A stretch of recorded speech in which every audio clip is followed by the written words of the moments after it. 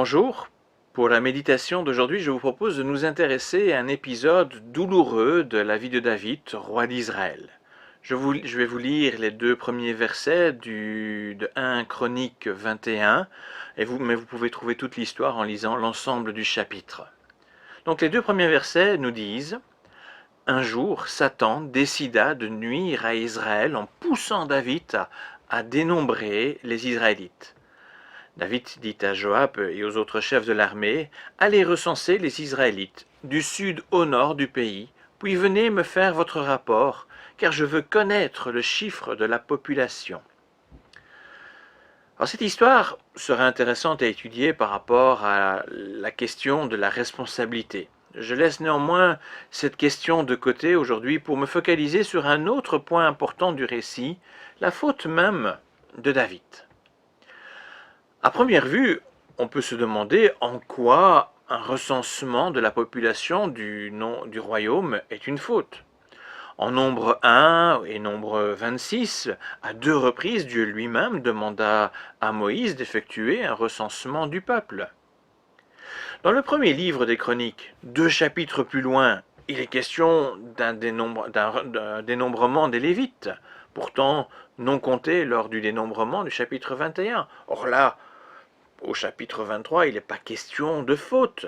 Quel est donc le problème du recensement au chapitre 21, qui engendra un si fort châtiment? Alors nous allons le découvrir petit à petit dans la suite. Le but poursuivi en effectuant un dénombrement de la population sont multiples. Je vais me focaliser sur les principaux. Le premier est sans doute militaire. On veut savoir sur combien d'hommes capables de se battre on peut compter en cas de conflit militaire. Un deuxième rôle du recensement est fiscal. On veut comptabiliser les sources de revenus pour l'impôt. Une troisième raison est de mesurer en quelque sorte la taille du royaume, ou plus précisément l'étendue du pouvoir du roi.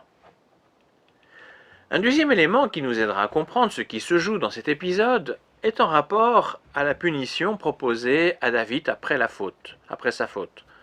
Soit 3 années de famine, soit 3 mois de défaite, soit 3 jours de peste touchant tout le pays. Or, il se fait qu'on retrouve ces 3 fléaux dans un autre texte de l'Ancien Testament, en Deutéronome 28, des versets 15 à 25. Ce texte présente les malédictions qui arriveraient au peuple en cas de violation de l'alliance entre Dieu et Israël. Il existe donc un lien clair entre le dénombrement imposé par David et le respect de l'alliance. Même si Deutéronome s'inscrit dans l'alliance avec le peuple complet dirigé par Moïse, cette alliance vient en réalité compléter une alliance plus ancienne entre Dieu et Abraham, le premier représentant, le premier patriarche du peuple d'Israël. Or, dans cette alliance, Dieu promit non seulement un peuple nombreux, mais aussi un pays, une terre promise, dont il décrit les frontières. Il se fait que c'est justement sous le règne de David que l'accomplissement de la promesse donnée à Abraham et ses descendants est le plus évident. David est roi d'un royaume dont les frontières correspondent précisément à ce qui avait été promis à Abraham en Genèse 15, les versets 18 à 21. Dans le livre des Chroniques, les 3 chapitres qui précèdent l'épisode du recensement décrivent les victoires de David ayant conduit à posséder toute la terre promise. De plus, le peuple sur lequel régnait David était vraiment très nombreux, comme promis à Abraham. David régnait donc sur le plus grand royaume envisageable selon les promesses de Dieu, le suzerain d'Israël. Le recensement trahit dès lors la volonté de David d'en vouloir davantage, et donc de trahir ainsi les termes de l'alliance.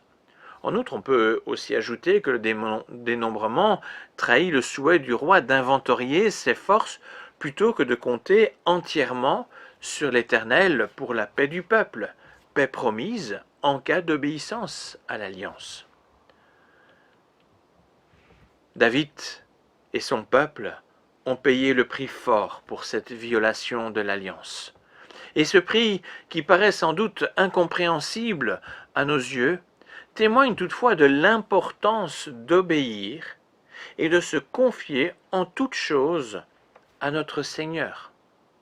Nous sommes nous aussi dans un rapport d'alliance avec Dieu, alliance souvent nommée alliance de grâce. Cette alliance implique de notre part une totale confiance dans l'œuvre du Christ pour notre salut. Il est inutile d'effectuer un comptage des bonnes actions pour s'assurer de la paix par rapport à notre ennemi, la mort. Cela ne signifie pas qu'une bonne conduite est inutile, bien au contraire. Dieu nous appelle à une conduite qui manifeste notre amour à son égard et à l'égard de notre prochain. Mais notre salut ne se compte pas là, mais bien dans le sacrifice de Jésus qui a donné sa vie à notre place, à la place du châtiment que nous méritions. Notre obéissance à Dieu est dès lors le reflet de notre reconnaissance. Mais un comptage de nos bonnes œuvres serait plutôt une insulte à l'égard de la grâce incroyable de Dieu. Il existe un autre domaine où nous serions également tentés de compter avec des motivations semblables à celles de David. Compter nos acquis pour y trouver une assurance de bien-être et une motivation à toujours en vouloir plus.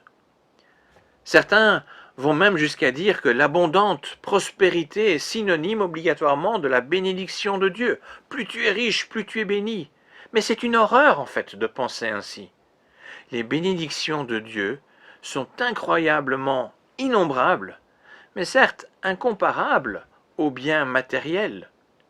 Le fait d'avoir mentionné que Dieu a donné des frontières à la terre promise à Israël nous rappelle que la croissance sans limite, la prospérité à tout prix, n'a pas vraiment lieu d'être dans le cadre de l'Alliance.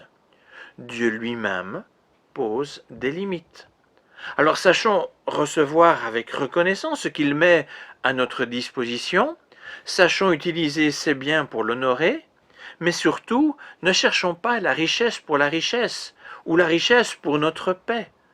Cette recherche ne serait qu'un refus de la souveraineté de Dieu sur notre vie, un refus de ses promesses pour nous, et un manque flagrant de notre reconnaissance pour toutes les bénédictions qu'il nous accorde. David a reconnu qu'il s'était conduit comme un insensé devant le Seigneur qu'il prétendait honorer.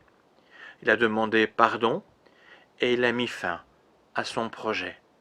Alors si comme David nous nous sommes fourvoyés dans des convoitises inappropriées, ayons le courage de demander pardon et de rectifier notre conduite.